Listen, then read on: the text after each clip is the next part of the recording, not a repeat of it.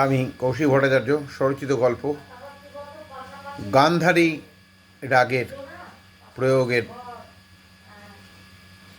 নিরাময়কারী প্রভাব গল্পটি পাঠ করে শোনাচ্ছি। আলুমাসিকে একদিন জিজ্ঞেস করলাম, আচ্ছা, গান্ধারী রাগের কোনো নিরাময়কারী প্রভাব আছে কি?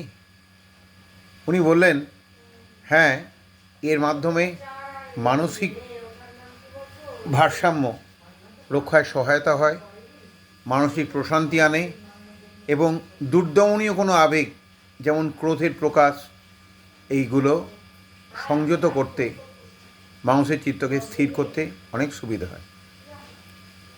আমার মনটা একটু অস্থির ছিল, তো আমি বললাম, মাসি, গান্ধারী রাগের একটা গান গেয়ে শোনাও, দেখি শরীরের মনে তার কী প্রভাব পড়ে। মাসি গাইতে আরম্ভ করলো গান্ধারী রাগের একটি রবীন্দ্রসঙ্গীত। নিশিদিন মোর পরাণে প্রিয়তম মম কত না বেদনা দিয়ে বারতা পাঠালে নিশিদিন মোর পরাণে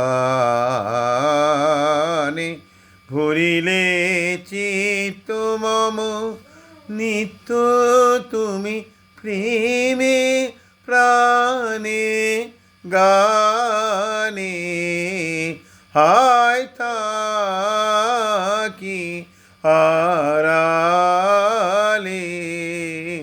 নিশিদিন মোর পরাণে।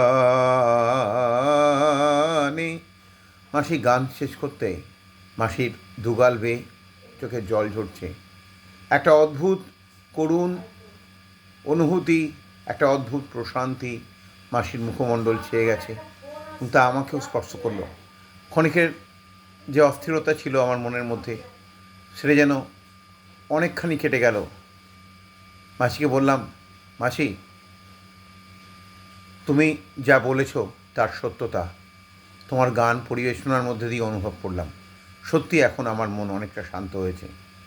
মনে হচ্ছে খানিকটা অস্থিরতা, খানিকটা দুর্দমনীয় আবেগ, খানিকটা ক্রোধের বিষ বাষ্প আমি নিয়ন্ত্রণ করতে পেরেছি। তোমাকে অনেক ধন্যবাদ মাসি।